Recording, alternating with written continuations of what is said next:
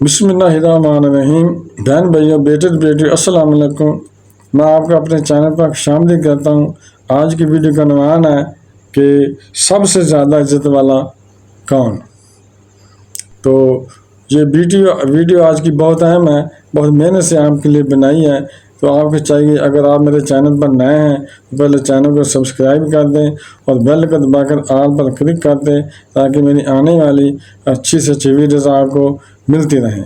تو چلیں دیکھتے ہیں اس ویڈیو میں کہ سب سے زیادہ عزت والا کون؟ حضرت سیدنا ابو ہریرہ رضی اللہ تعالیٰ عنہ سے مروی ہے، عرض کی گئی یا رسول اللہ صلی اللہ علیہ وسلم سب سے زیادہ عزت والا کون ہے؟ تو آپ صلی اللہ علیہ وسلم فرمایا، وہ جو لوگوں میں سب سے زیادہ متقی ہو، یعنی پرہیزگار ہو۔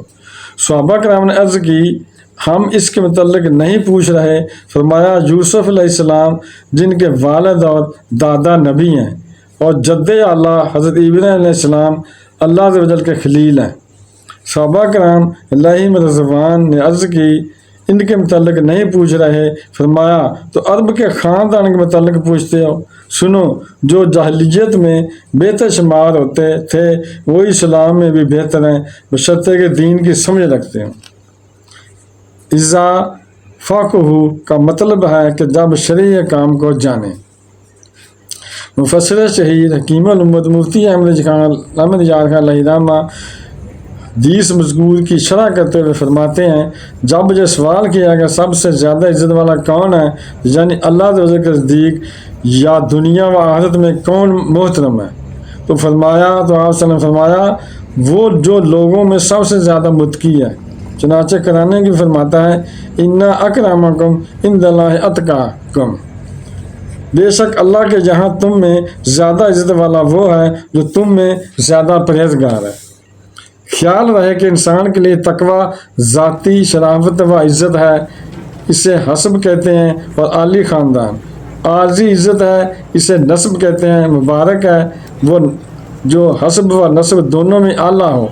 لوگوں نے کہا کہ ہم اس کے متعلق نہیں پوچھ رہے، تو فرمایا کہ یوسف علیہ السلام سب سے زیادہ معزز ہیں، یعنی یوسف علیہ السلام حسب و نسب دونوں میں بہت اعلیٰ ہیں کہ خود بھی نبی ہیں۔ یہ ان کی حسبی عظمت ہے، ان کی 3 پشت میں نبوت ہے کہ والد نبی، دادا نبی، پردادا نبی۔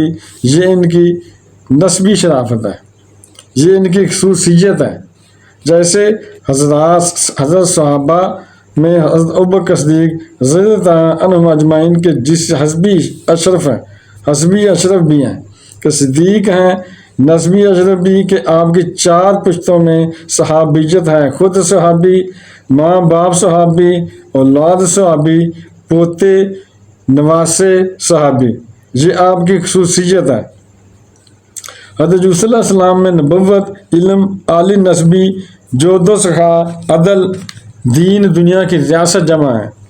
لوگوں نے کہا ہم ان کے متعلق نہیں پوچھ رہے، تو فرمایا، کیا تم مجھ سے عرب کے قبائل کے متعلق پوچھتے ہو کہ کون سا قبیلہ اشرف ہے؟ تو سنو، جو جاہلیت میں بہتر شمار ہوتے تھے وہی اسلام میں بھی بہتر ہے، بشرطے کہ دین کی سمجھ رکھتے ہوں۔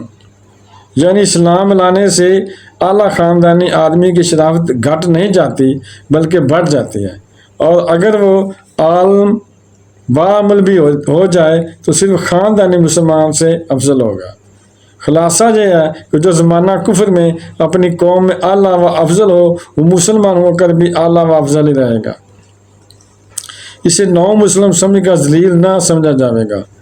اگر وہ عالم با عمل بھی ہو جاوے تو اس کی شرافت کو اور 4 چاند لگ جائیں گے۔ مثلا آج کوئی بڑا عزت والا پادری یا پنڈت مسلمان ہو جاوے تو اسے 9 مسلم کہہ کر حقیق نہ جانو، اس کی عزت و احترام باقی رکھو، اور اگر وہ عالم ہو جاوے تو اس کا بہت احترام کرو۔ غرض یہ کہ حسب و نسب دونوں کی شرافت کا اجتماع رب کی رحمت ہے۔